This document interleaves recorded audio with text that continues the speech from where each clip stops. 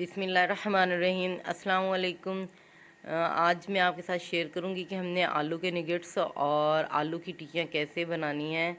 तो सबसे पहले यहाँ पर मैंने हाफ़ के जी आलू लिए हैं, उनको धोकर अच्छे तरीके से बॉयल कर लिए। बॉयल करने के बाद अब इनको अच्छे तरीके से मैंने मैश करने हैं। मैश आप हाथों की मदद से भी कर सकते हैं, आप इसको हैंड मैशर की मदद से भी कर सकते हैं। मैं यहाँ हैंड मैशर की मदद से ही इसको मैश कर रही हूँ। इसको अच्छे तरीके से मैश कर लेना है ताकि ये जो मोटे मोटे हैं बिल्कुल बारीक हो जाए, ये ऐसे।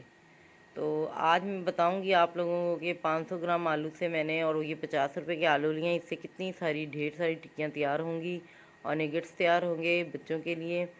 यहाँ पर ग्रीन मिर्चें क्रश करके रखी हुई हैं, मैंने बारीक बारीक कटिंग की हैं। उसको मैंने इसके अंदर डाला 3 से 4। ज़्यादा हरी मिर्चें नहीं लेनी क्योंकि आजकल जो सब्ज़ी मिर्चें आ रही हैं ये बहुत ज़्यादा तीखी हैं। एक बड़े वाली प्याज लिया है, उसको बारीक चॉप कर लिया है। हरा धनिया लिया है और टमाटर। हरा धनिया तो वैसे भी टिक्कियों की या निगेट्स हैं आजकल जो हम कोई भी शामी टिक्कियाँ बना रहे हैं, कबाब, उनकी तो ये जो जान होती है हरा धनिया। उसके बाद टमाटर एक अदद लिया है मैंने बड़े वाला। एक टेबल स्पून यहाँ पर मैंने चम्मच नमक की ली है, क्योंकि जो नमक है इसमें हमने नॉर्मल ही रखना है। हाफ़ टेबल स्पून यहाँ पर मैंने हल्दी, 1 टेबल स्पून यहाँ पर कुटी हुई लाल मिर्चें, 1 टेबल स्पून यहाँ पर मैंने पीसी हुई लाल मिर्चें लेनी है। हमने दोनों का ही इस्तेमाल करना है। दोनों का इस्तेमाल क्यों करना है अभी आगे जाकर मैं आप लोगों को बताती हूँ कि हमने इसमें दोनों मिर्चों का इस्तेमाल क्यों किया है। और 1 टेबल स्पून यहाँ पर मैंने मिक्स गरम मसाले का इस्तेमाल किया है, इससे भी खुशबू बहुत अच्छी आती है, ये भी बहुत ही लाजिम है। 2 चम्मच यहाँ पर मैंने साबुत धनिया लिया है। यहाँ पर पिसा हुआ धनिया नहीं लेना, उसको मैंने ये ऐसे हाथों की मदद से क्रश किया, क्रश करके इसके अंदर डालना है, ये देखिए ऐसे। अब यहाँ पर मैंने 2 से 3 अदद स्लाइस लेने हैं इसके ब्रेड के स्लाइस को अच्छे तरीके से हाथों की मदद से ऐसे क्रश कर लेना है और इसको अच्छे तरीके से इसमें मिक्स कर लेना है। जब हमने इसकी मिक्सिंग करनी है तो याद रखिएगा आपने इसके अंदर कोई पानी, कोई दूध, किसी भी किस्म का इस्तेमाल नहीं करना। आपने इसको ऐसे ही इसके अंदर एडजस्ट करना है, इसको अच्छे तरीके से आपने मिक्स करना है ताकि ये यकजान हो जाए, इसमें कोई भी कमी ना रहे। ये देखें बिल्कुल ये अच्छे तरीके से यकजान हो गया है। अब हमने इसको कवर करके 10 मिनट के लिए तकरीबन रख देना, ज़्यादा देर नहीं रखना क्योंकि हमने इसमें प्याज का इस्तेमाल किया है तो प्याज इसको सॉफ्ट कर देगी। अब यहाँ पर मैंने सूप वाले 2 चम्मच बड़े भरकर बेसन के लिए हैं और 1 चम्मच इसमें यहाँ पर मैंने मैदे का इस्तेमाल किया। यहाँ पे ये देखिए ये बड़े वाला चम्मच है, आप कोई भी अंदाज़ा लगा लें। 1 कप आप ले लें बेसन का और हाफ़ कप आप इसमें ले लें मैदे का। अगर आप लोगों के पास मैदा नहीं है तो आप आटे का इस्तेमाल कर लें बेसन के साथ। अगर आटा भी नहीं है तो आप खाली बेसन ही यूज़ कर लें। उसके बाद 1 चम्मच यहाँ पर मैंने इसमें सुरख मिर्चें, आधी चम्मच यहाँ पर मैंने हल्दी का इस्तेमाल किया है। 1 चम्मच यहाँ पर मैंने खुश्क धनिया पिसा हुआ, 1 चम्मच ही मैंने यहाँ पर लेना है नमक और 1 चम्मच ही मैंने इसके अंदर डालना है गरम मसाला पिसा हुआ। अब इसको अच्छे तरीके से मिक्स करना है। अच्छे तरीके से इसमें थोड़ा सा इसमें हमने पानी का इस्तेमाल करना, पानी डालकर इसको अच्छे तरीके से मिक्स करना है। इसको ज़्यादा पतला नहीं बनाना, हमने इसको गाढ़ा गाढ़ा ही रखना है। इस पर हमने जो हम टिक्कियाँ बनाएंगे उसकी कोटिंग करनी है। यहाँ पर ये देखो इसको अच्छे तरीके से हमने मिक्स कर लेना। उसके बाद हमने जब ये मिक्स होने लगेगा इसमें हमने एक अंडे का इस्तेमाल करना है। अंडे का इस्तेमाल क्यों करना है? अंडे का इस्तेमाल हमने इसलिए करना है, जो टिक्कियों पर जब हम इसकी कवरिंग करेंगे बेसन की तो टिक्की को अच्छे तरीके से जोड़े रखेगा, अच्छे तरीके से फ्राई होंगी और सॉफ्ट भी होंगी और वो थोड़ा सा इनकी जो जिल्द है उनको मोटा भी बना देंगे। मतलब अगर हमने बारीक टिक्की लेनी है तो इसको थोड़ा सा मोटा कर देंगे, इसका टेस्ट भी बहुत अच्छा आएगा और जो टिक्कियाँ और जो निगेट्स हम बनाएंगे वो टूटेंगे भी नहीं। यहाँ पर बर्तन मुझे छोटा लग रहा था तो हम इसको दूसरे बर्तन में शिफ्ट करते हैं और इसको हाथों की मदद से इस बाउल को अच्छे तरीके से आप साफ़ कर ले। कोई भी आपने चीज़ को ज़ाया नहीं करना, किसी भी चीज़ को आपने ज़ाया नहीं करना है इसमें, क्योंकि बहुत मेहनतों से चीज़ें बनती हैं और हमने रिज़्क़ को ज़ाया नहीं करना। अल्लाह ताला को नाराज़ नहीं करना हमने, साथ साथ हमने सफाई का ख्याल रखना है और चीज़ों का इस्तेमाल भी अच्छे तरीके से करना है। ये देखिए माशाल्लाह, ये बिल्कुल हमने गाढ़ा गाढ़ा तैयार किया है, पतला तैयार नहीं किया। और इसमें लास्ट में हम थोड़ा सा ग्रीन धनिया का इस्तेमाल करेंगे, इससे इसके अंदर जान आ जाएगी। जो टिक्कियों पर हम इसकी कवरिंग करेंगे तो वो ग्रीन ग्रीन जो पत्ते इसमें नज़र आएंगे वो खूबसूरती में इजाफ़ा करते हैं।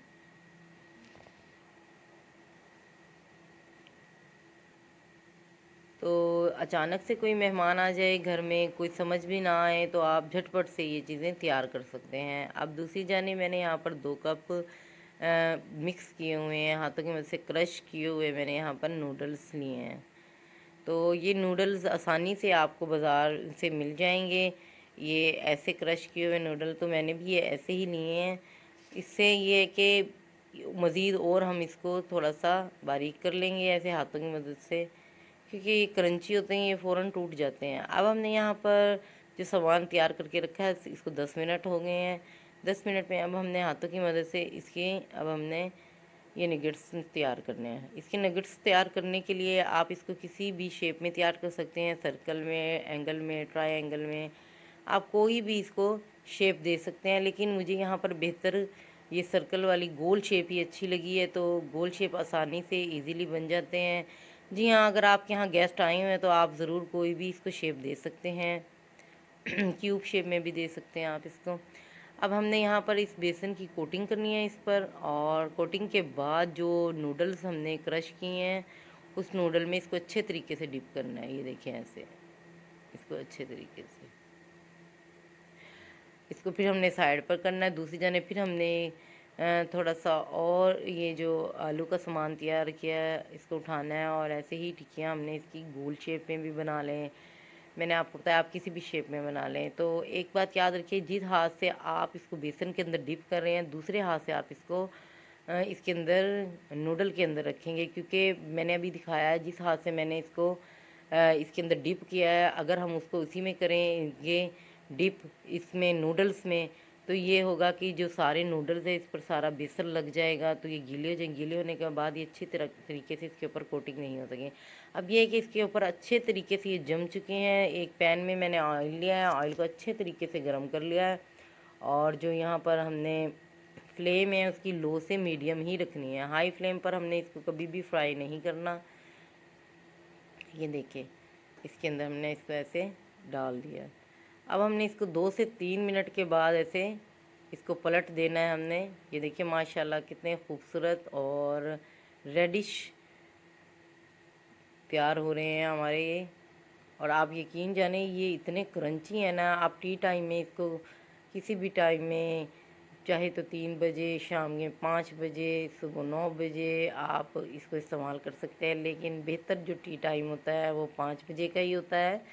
तो उस 5 बजे में ये बहुत ही अच्छे और क्रंची लगेंगे।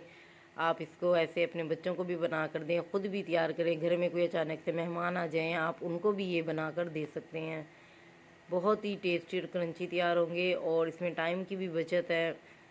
तो टाइम में हम यहाँ पर तो अब जाहिर सी बात है हमें थोड़ा सा टाइम लग रहा है, क्योंकि हम बताना है कि एक एक चीज़ को दिखाना है कैसे तैयार हो रही है कैसे नहीं। जब आप घर में ख़ुद से बनाएंगे तो थोड़ी सी स्पीड आप अपनी तेज़ ही रखना। अब दूसरी जानिब जो टिक्कियाँ हैं, अब वो हम टिक्कियाँ तैयार कर रहे हैं, जो जिसको हमने नान के साथ खाना है, चपाती के साथ खाना है, रोटी के साथ खाना है, कोई भी तंदूरी रोटी के साथ। इसके ऊपर हमने अब ये नूडल्स का इस्तेमाल नहीं करना, क्योंकि वो नगेट्स थे वो हमने तैयार कर लिए हैं। ये देखिए माशाल्लाह ये सादे बिल्कुल, ये बिल्कुल सॉफ्ट हैं और वो क्रंची हैं बहुत ज़्यादा। अब यहाँ पर मैंने 300 ग्राम दही ली है चॉप की, इसके अंदर प्याज का इस्तेमाल किया है, थोड़ा सा हरा धनिया, और यहाँ पर मैंने सुरख और ग्रीन दोनों ही मिर्चों का इस्तेमाल किया है। एक मैंने यहाँ पर सुरख मिर्च ली है, एक यहाँ पर मैंने सब्ज़ी मिर्च, दोनों को मैंने बारीक कटिंग किया है, उसका इस्तेमाल करना है। और खुश्क पुदीना यहाँ पर मैंने खुश्क करके रखती हूँ, इसको सुखा कर, तो ये मैंने क्रश करके डाल दिया है। पुदीने को कभी भी खुश्क करना हो तो साए में खुश्क करना, इसको कपड़े पर फैलाकर।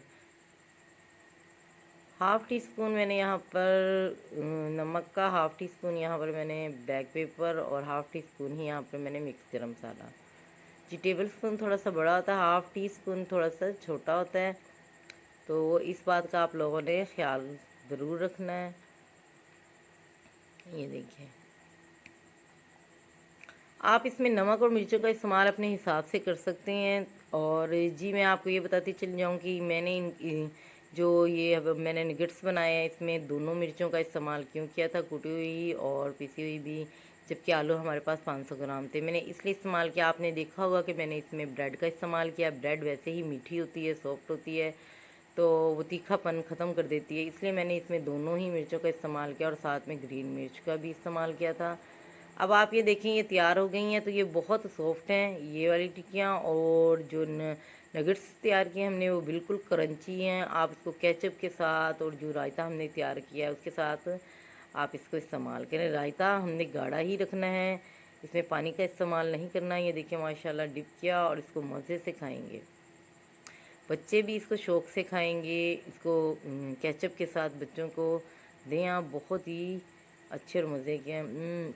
बहुत ही टेस्टी हैं, बहुत ही अच्छा टेस्ट आया इसका। अब हम ये दूसरे को तैयार किया है जो हमने, उसको अब हम चेक करते हैं। ये बिल्कुल सॉफ्ट है, इसको आप कोशिश करें तंदूरी रोटी के साथ इस्तेमाल करें। रायता है साथ में, थोड़ी सी साथ साथ में आप सलाद तैयार करें और उसके साथ आप इसको खाएं।